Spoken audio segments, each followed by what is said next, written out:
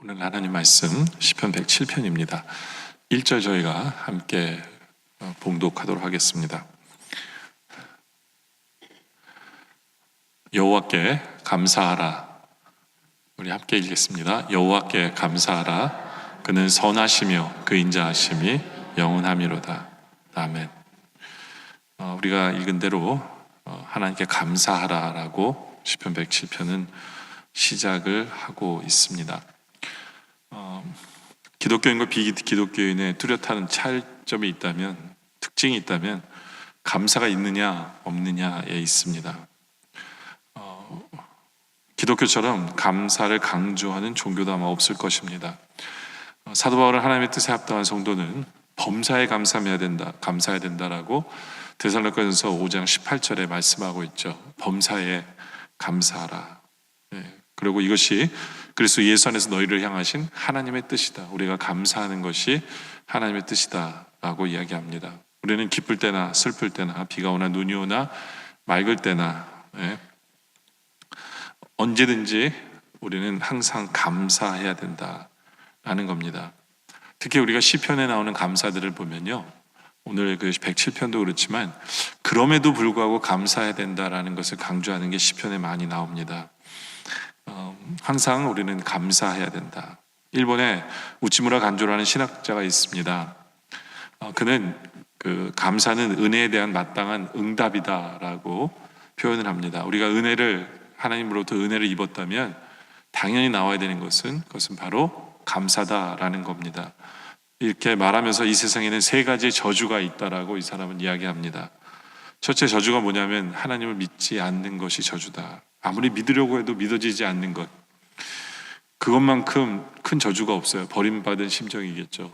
두 번째 저주는 설교를 듣거나 성경을 읽어도 하나님의 말씀으로 들리지 않는 거예요. 그냥 지식이 늘어나는 한갓 지식으로만 여겨지는 사람, 그것도 저주다라고 볼 수 있어요.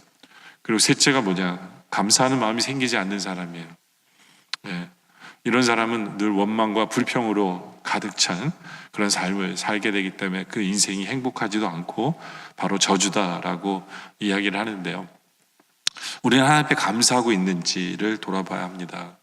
오늘 여기서 감사하라라고 이 말은 히브리어 언어로 토다라는 말을 써요. 토다라는 게 뭐냐면 내던지다라는 거예요. 내던지라는 게 뭐냐면 하나님을 믿기 때문에 나의 삶을 하나님께 던지는 거예요. 하나님께 나의 삶 전체를 내어드리는 것, 감사하기 때문에 하나님 내 삶을 내어드리는 것, 바로 그것이 감사하다라는 뜻입니다. 우리는 하나님 앞에 감사하고 있는지, 특별히 오늘 이 감사는요, 우리가 기억해야 되는 것은 첫째로 감사는 명령입니다.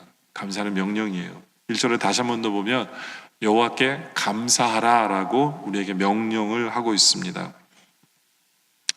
왜 감사를 하나님은 명령하십니까? 좀 이상하지 않아요? 만약에 우리가 자식을 키우는데 너 아빠한테 감사해 라고 강조를 하면 이거 참 이상한 거 아니겠어요?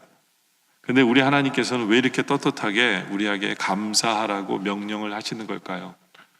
그 이유는 뭐냐면요, 그게 우리를 위해서기 때문에 그래요. 우리가 행복하게 사는 방법이기 때문에, 우리가 복되게 사는 방법이기 때문에, 우리를 위해서 하나님께서 너무나도 당당하게 얘기하실 수 있었던 거예요. 너는 여호와께 감사하라. 그리고 감사하는 사람에게 하나님께서는 복을 주실 준비가 되어져 있기 때문에 하나님께서는 복을 주시고 싶으셔서 우리에게 너는 감사해라 라고 우리에게 명령하고 있는 것입니다. 독일의 격언에 보면 이런 말이 있어요. 선물을 보지 말고 선물을 주는 손을 보라 라는 말이 있습니다. 다시 말해서 선물의 가격을 보는 게 아니라 선물을 준 사람의 정성을 보고 그 사람의 마음을 보라라는 말이 있거든요. 마찬가지예요. 하나님도 우리에게 수많은 선물을 주셨는데 우리는 겉만 보고 우리가 이게 왜 좋은지 이런 거 잘 몰라요. 왜냐하면 우리의 지혜는 한계가 있기 때문에. 그러나 하나님의 마음을 보게 되면 우리는 감사할 수밖에 없는 거죠. 그렇죠?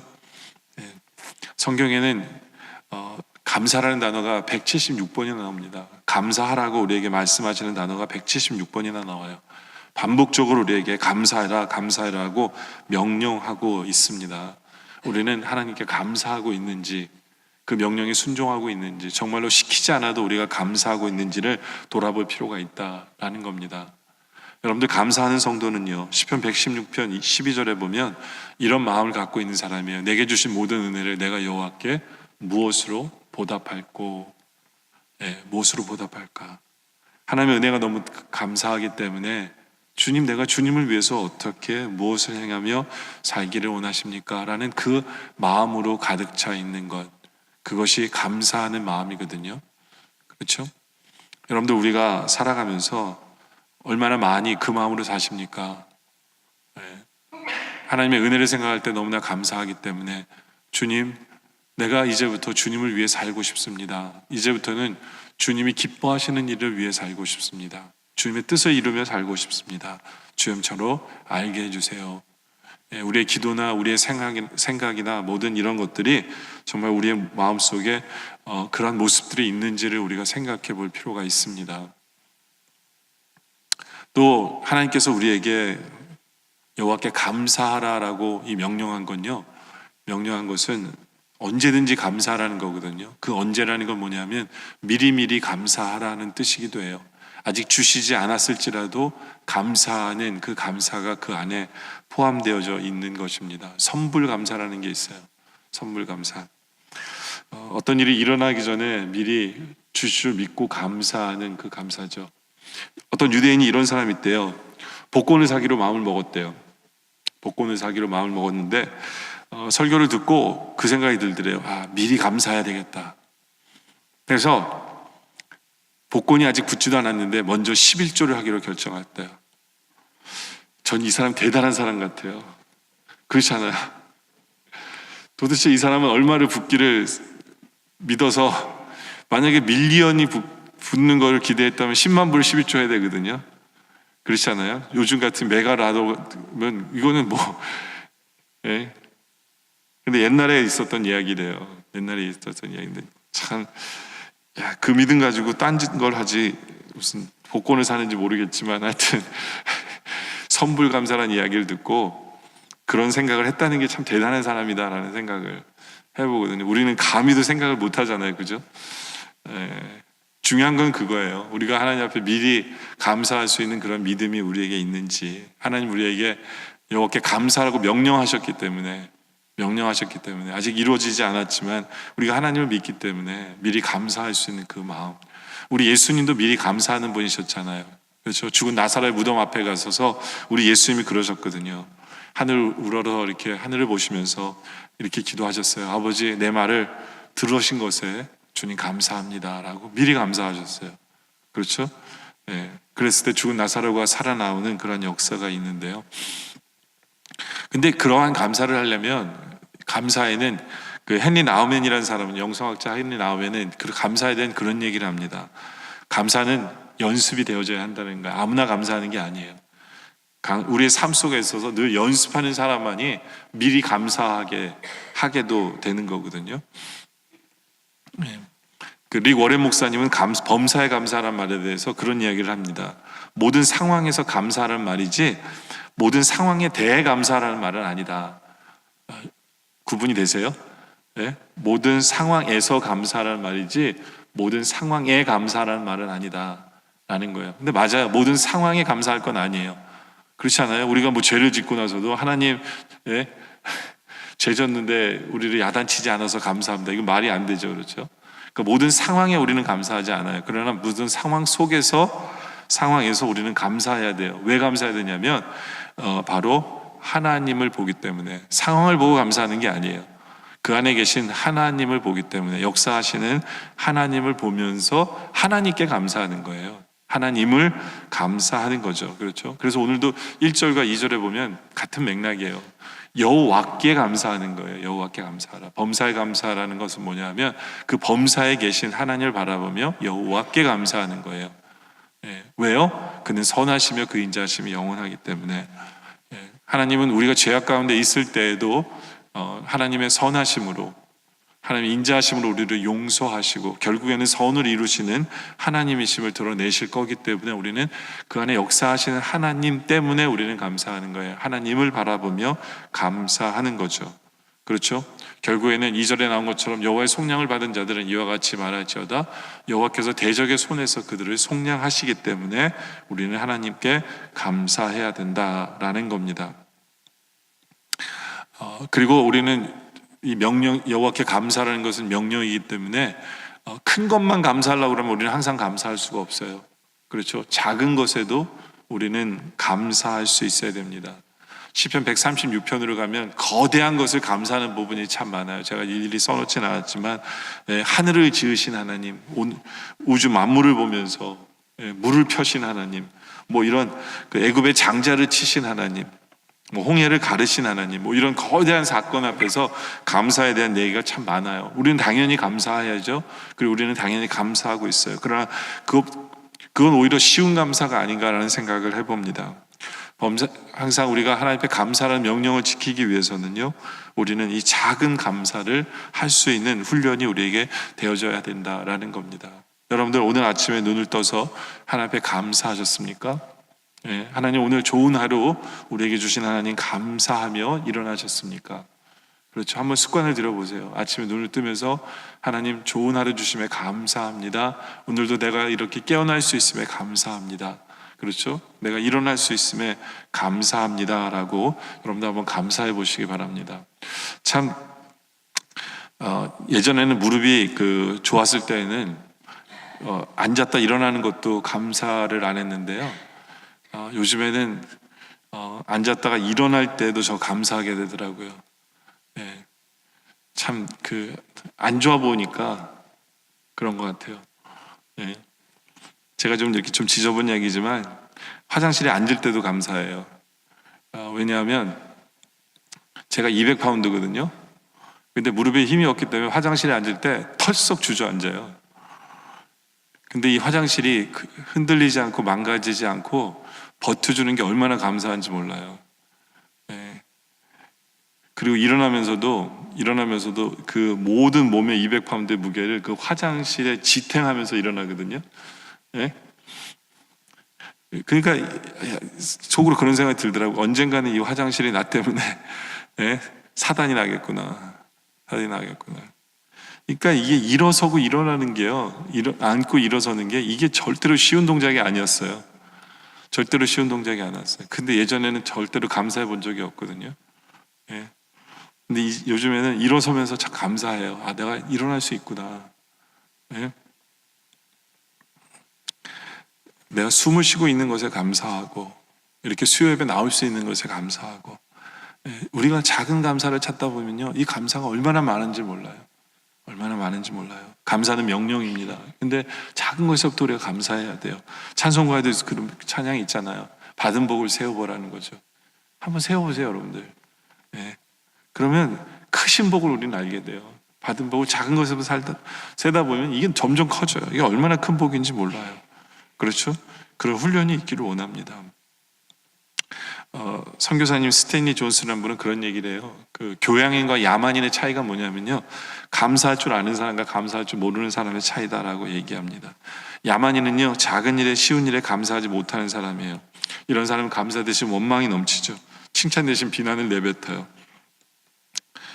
그런 말이 있어요. 감사와 배은망덕인 중간지대가 없다라고 얘기하거든요. 중간지대가 없어요. 우리는 하나님 때문에 언제든지 또 명령이기 때문에 늘 감사하는 우리들이기를 원합니다. 특별히 시편 기자는 두 번째로 우리에게 말하는 것은 고통과 고난 때문에 감사해야 된다라고 우리에게 말씀하고 있습니다. 시편 107편에 보면 시편 기자의 고통의 내용이 많이 나와요. 고통의 내용이.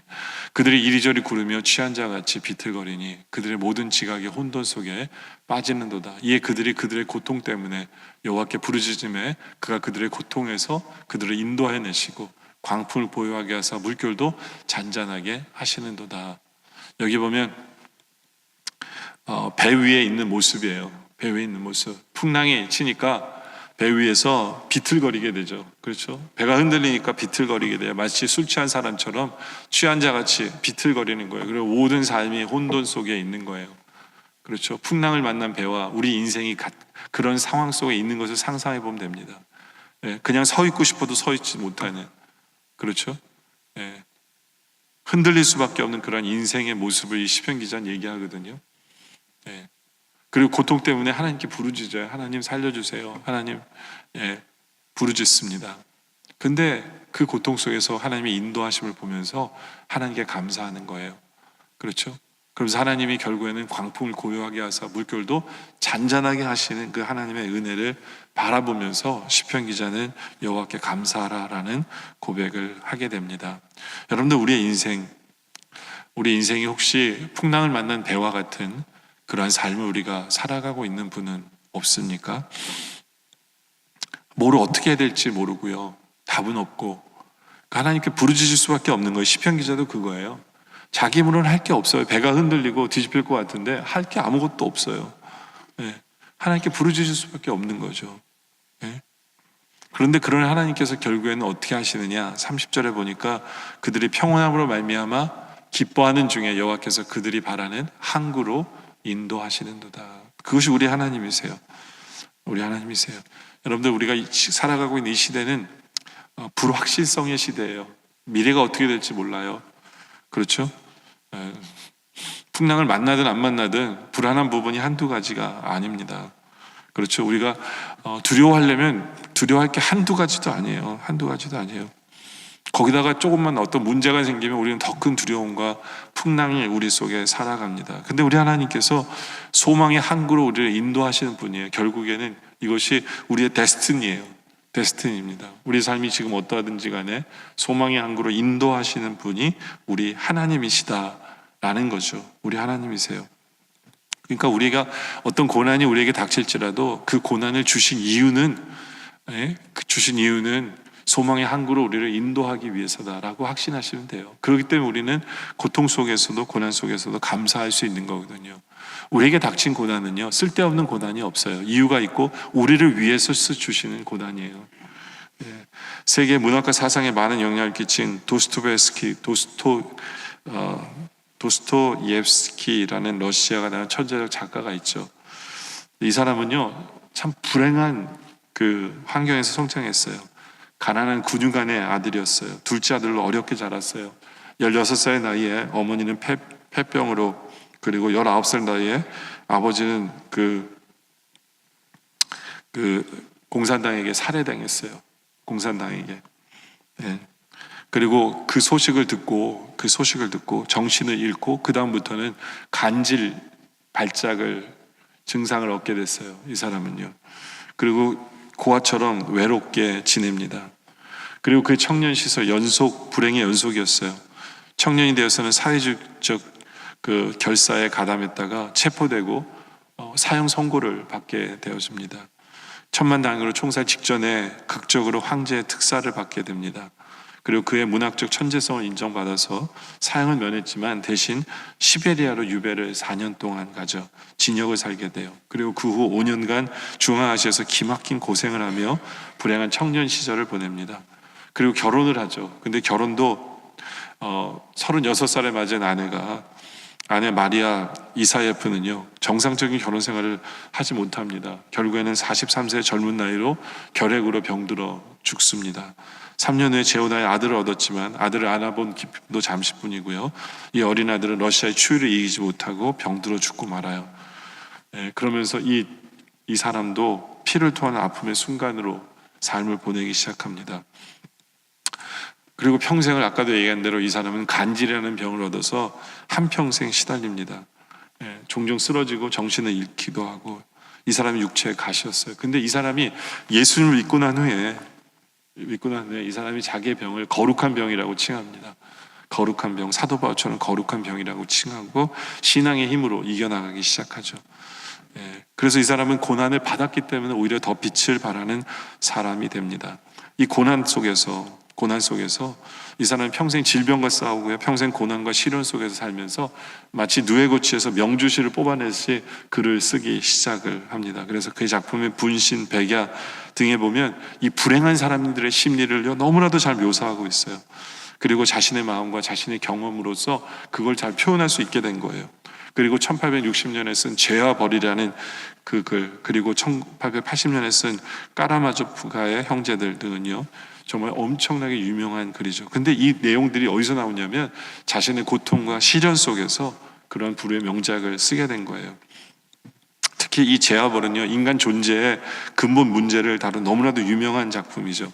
그가 그 44세 때, 44살 때 이걸 썼는데요. 그 해가 러시아의 경제적으로 가장 어려운 시대였고, 본인도 빚쟁이에 시달려가지고 도망 다니면서 4년간 도망 다니면서 쓴 책이 죄와벌이에요. 4년 동안. 아내는 죽고 형도 갑작스레 세상을 떠나고, 간질병으로서 처참한 삶을 살아가면서 쓴 게 죄와벌이거든요. 하나님께서 이 사람에게 고난을 허락하셨기 때문에 이 사람은 이러한 글들을 결국에는 쓰게 되었다라고 이 사람이 간증을 하게 되거든요. 그러니까 하나님께서 고통을 주시고 고난을 주시는 데는 결코 쓸데없는 게 아니에요. 하나님의 뜻이 있어요. 그리고 더 아름답게 하십니다. 더 아름답게 하세요. 에델바이스라는 그 높은 산에 피는 작은 꽃이 있어요. 근데 너무나도 아름다워요. 왜냐하면요, 겨울에 피기 때문에 그래요. 아직 눈이 덮여 있는 추위 속에서도 이 에델바이스는 꽃을 피워요. 그 고난 속에서 꽃을 피우기 때문에 너무나도 아름다운 꽃으로 사람들이 부르거든요. 여러분들 정원사들이 나무를 어떻게 합니까? 나무를 가지를 막 비잖아요. 그렇죠? 싹둑싹둑 잘라요.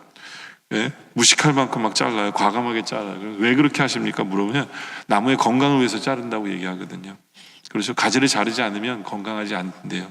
좋은 나무가 될 수 없고 또 새 열매를 많이 맺지도 못하기 때문에 잘라야 된다는 거예요. 이것이 하나님이 세상을 만드신 이 자연 속에도 숨겨진 비밀이에요. 고난은요, 변장된 축복이다라는 말이 있어요. 고난은 변장된 축복이다.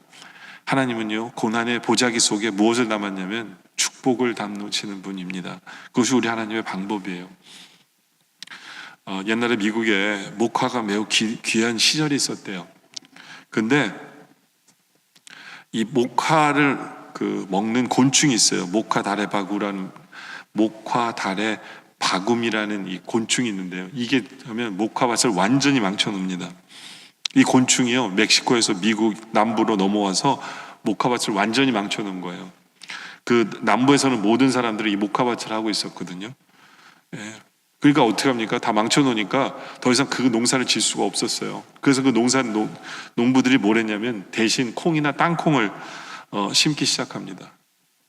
콩이나 땅콩을 심어요. 그리고 또 소, 돼지, 닭들을 어떻게 키우는지도 열심히 배운 거예요.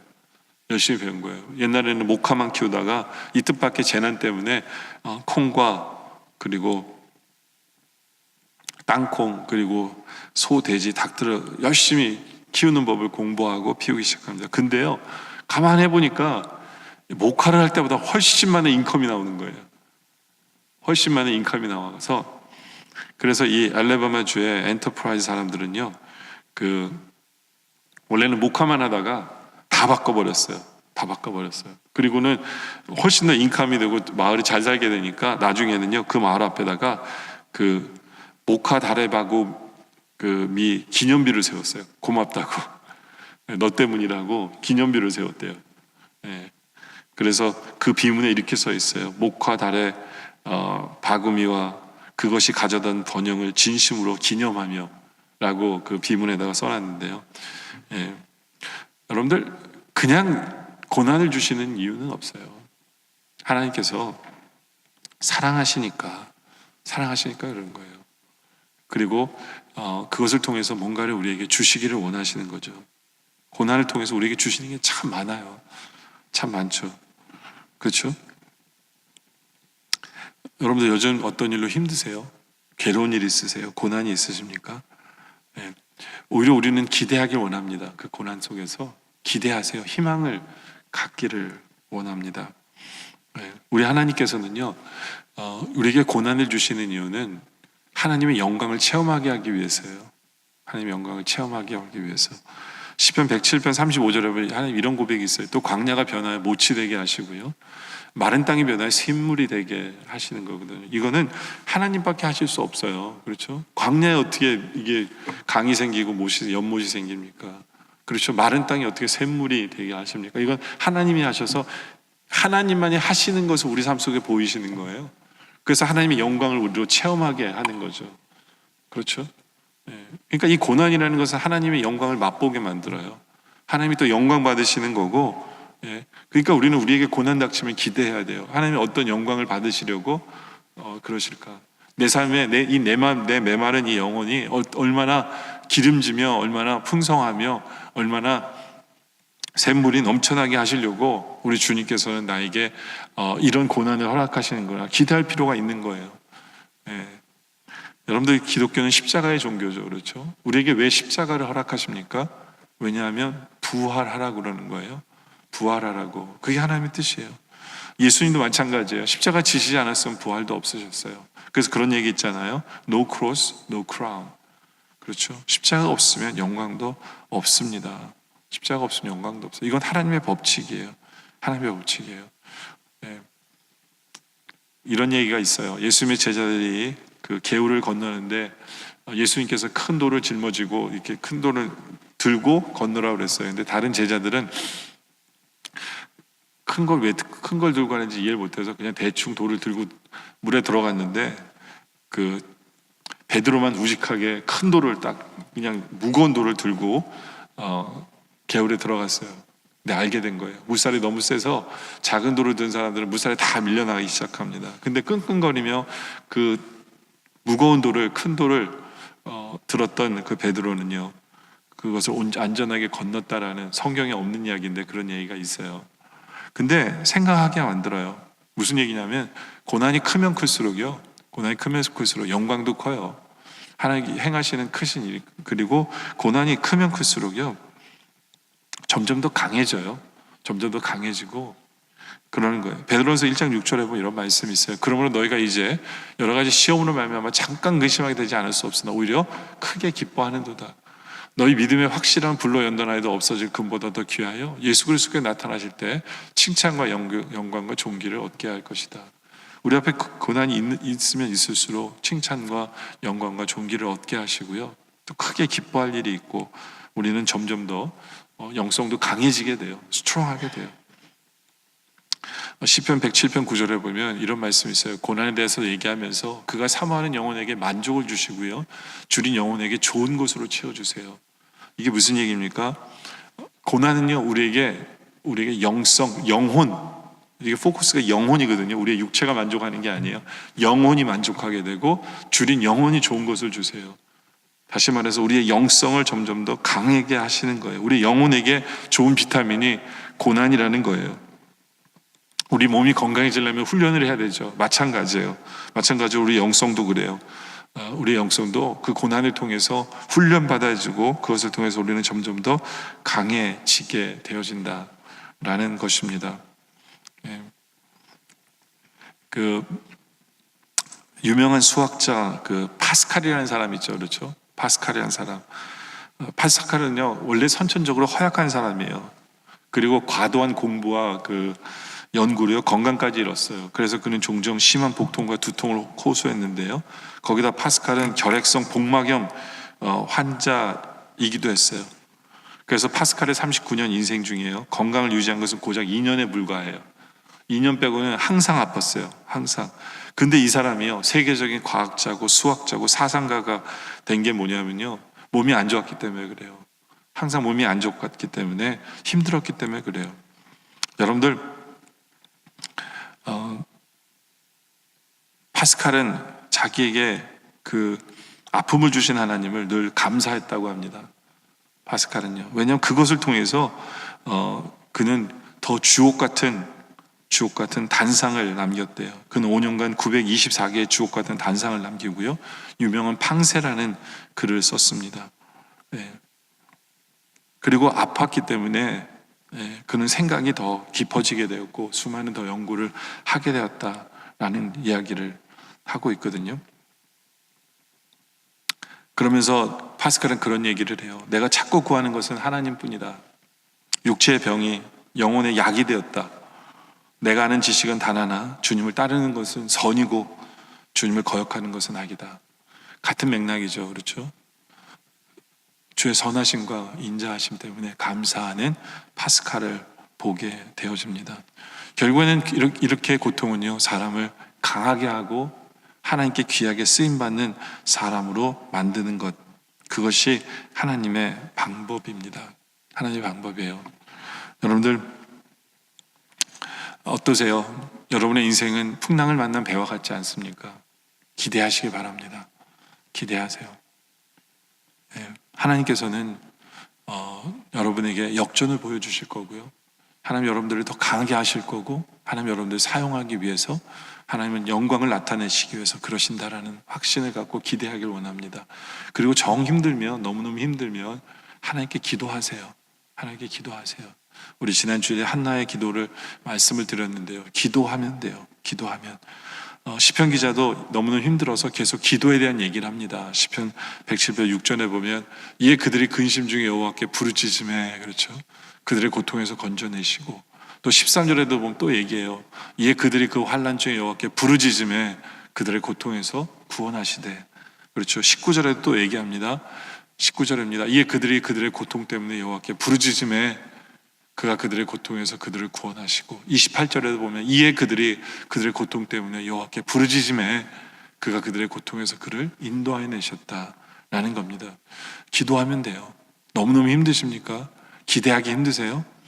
예? 하나님께서는 분명히 이것을 통해서 역전을 일으키시고 영광을 받으시고 강하게 하실 것을 믿지만 너무너무 힘드십니까? 하나님 앞에 기도하기를 원합니다. 기도하시면 30절에 나온 것처럼 그들의 평온함으로 말미암아 기뻐하는 중에 여호와께서 그들이 바라는 항구로 인도하실 거다라는 하나님의 약속이 있는 고통입니다. 고난이에요. 이제 말씀의 결론을 말씀드리죠. 여러분들 모든 문제는 해답이 있습니다. There's a solution to every problem. 그렇죠? 네. 중요한 것은 나에게 어떤 일이 일어났느냐가 아니에요. 내가 이 일 앞에서 어떻게 반응하냐가 중요합니다. 그렇죠? 우리가 기도하면 돼요.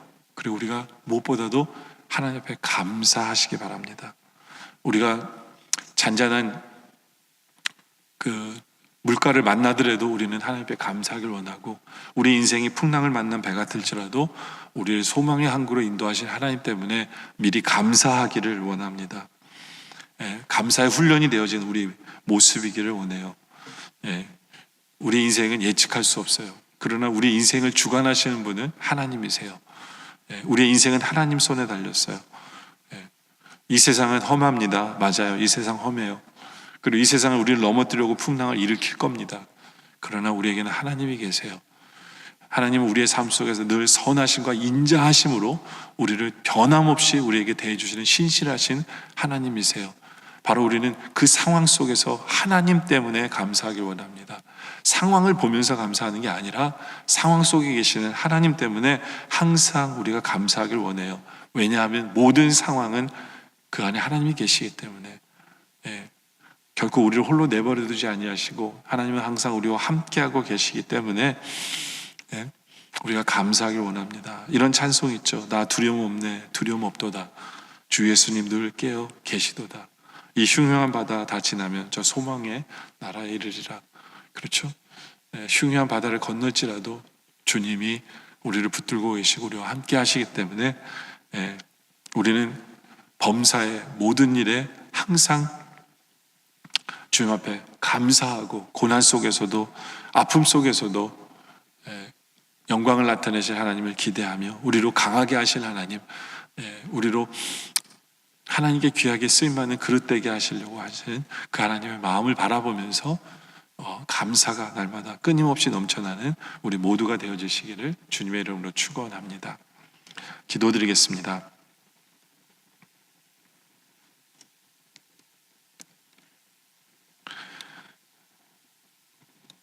아버지 하나님,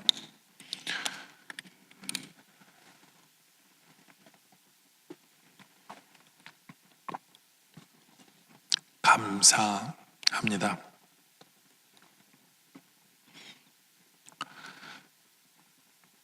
우리의 삶을 돌아볼 때 하나님은 언제나 선하시고 언제나 인자하심으로 우리를 대해 주셨고 하나님은 신실하심을 바라보며 감사합니다. 이제부터 더 감사하게 하여 주시옵소서. 모든 상황 속에 계신 주님을 보며 범사에 감사하는 우리 모두 되게 하여 주시고 작은 것에서부터 감사하는 우리 모두 되게 하여 주시옵소서. 감사의 훈련이 우리 안에 쌓이게 하여 주셔서 언제든지 제대로 된 감사를 주님 앞에 올려드리는 우리의 삶의 모습 되게 하여 주시옵소서. 감사할 줄 알게 하여 주시옵소서. 우리에게 다친 고통과 고난 앞에서도 감사하게 하여 주시옵소서. 하나님께서 이루실 영광을 생각하며 감사하게 하시고, 우리로 더 강하게 하신 하나님을 바라보며 감사하게 하여 주시며, 우리로 하나님께 쓰임받는 그릇 되게 하여 주시기, 우리를 사용하기 원해서 우리를 쓰시려고 우리에게 고난을 허락하신 주님을 바라보며 우리가 감사하게 하여 주시옵소서. 우리 인생에 어떤 어려움 속에 있을지라도 결국에는 우리를 소망의 항구로 이끌어 주실 주님이심을 우리가 믿기에 하나님 아버지, 우리가 감사하게 하여 주시옵소서. 우리가 감사함으로 말미암아 역전시키시고 영광 받으시고 선하심과 인자하심으로 우리를 대하시는 하나님을 우리로 바라보게 하여 주시옵소서.